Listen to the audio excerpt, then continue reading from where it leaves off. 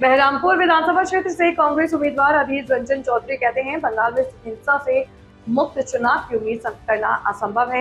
हमें सत्ताधारी पार्टी की तरफ से यही उम्मीद थी। फिर भी बड़ी संख्या में लोग चुनाव में भाग ले रहे हैं। शेष चुनाव है, सुबह से ही हिंसा चारों ओर देखा जा रहा है। कभी कहीं पर लाठीचार्ज, कहीं पर सैलो टेप के जरिए ईवीएम को ढक देना है। खासकर बीजेपी के जो कैंडिडेट है उनके नाम देखिए, ये जो हो रहे हैं, ये सत्तारूढ़ पार्टी की ओर से ये होंगे, ये हमारी उम्मीद तो थे, क्योंकि बंगाल में चुनाव हिंसा मुक्त होना ये मान लीजिए असंभव है। फिर भी इस बार चुनाव में लोग भारी संख्या में शिरकत कर रहे हैं।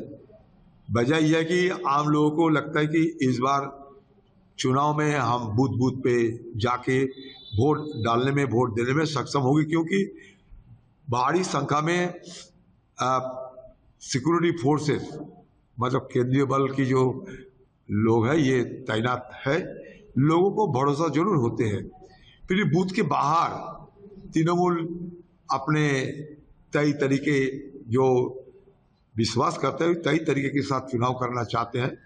यह तृणमूल की यही एक तहजीब है कि बंगाल में चुनाव मतलब हिंसा होना ही है, और ये हिंसा हो रहा है। फिर भी उतने हद तक ये हिंसा नहीं पहुंचते हैं जितने हद तक हिंसा पंचायत चुनाव में या नगर पालिका चुनाव में होते रहते, क्योंकि पंचायत और नगर पालिका चुनाव होते हैं सूबे की सरकार की जो चुनाव कमीशन उसकी अगुवाई में, और ये चुनाव हो रहे हैं चुनाव आयोग की अगुवाई में। दोनों में यही फर्क है।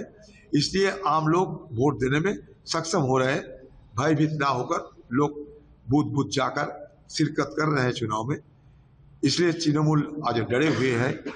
कई कई जगह तृणमूल हिंसा फैलाने की कोशिश कर रहे हैं, और चुनाव के दिन तो सिर्फ हिंसा नहीं होते ना, हिंसा चुनाव के पहले हो जाते हैं।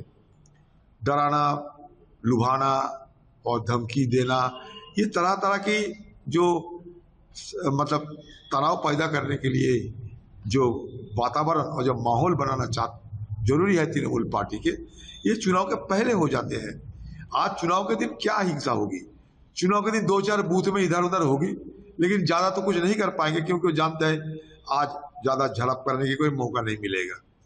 इसलिए हिंसा चुनाव के दिन नहीं, चुनाव के पहले से और चुनाव के बाद, ये दोनों समय ये ज्यादा हिंसा होता है बंगाल में।